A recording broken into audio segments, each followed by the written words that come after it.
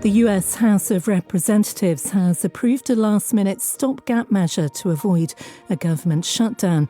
The bill, which excludes aid for Ukraine but maintains current government funding, now goes before the Senate. Nicholas Wu, a congressional reporter at Politico, says it was touch and go. This was a deal, or really a bill, that came together exceptionally quickly. I mean, as soon as yesterday, congressional leaders on both sides of the aisle and in both chambers were predicting a government shutdown would occur because there wasn't any kind of bill on the table.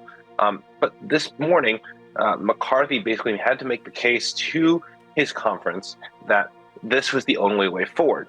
Energy prices in England, Wales and Scotland fall today as the regulator Ofgem's new price cap takes effect. But charities are warning that the winter ahead will still be tough for many households. Here's our cost of living correspondent, Kevin Peachy. Last winter, the typical annual household gas and electricity bill was £2,500. Had the government not intervened, it would have been even higher. That bill fell in the summer and from today drops again to just over £1,900. But with some direct government support scaled back, critically there's no repeat of a £400 universal discount, the months ahead will be just as tough for many households. And analysts at the consultancy Cornwall Insight have forecast a slight rise in prices in January.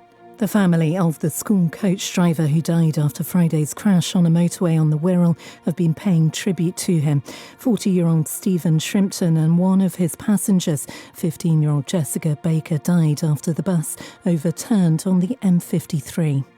People born using a sperm or egg donor in the UK who turn 18 from today will for the first time be able to find out the identity of the donor.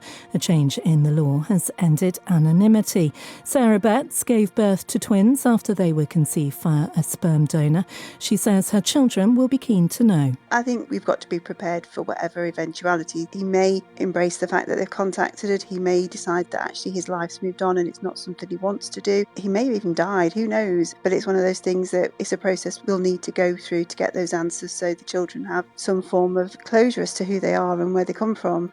The wife of comedian Sir Billy Connolly says he's had a number of serious falls after his balance deteriorated due to Parkinson's disease. Pamela Stevenson said her husband's balance issue was the most significant symptom of the disease since his diagnosis 10 years ago.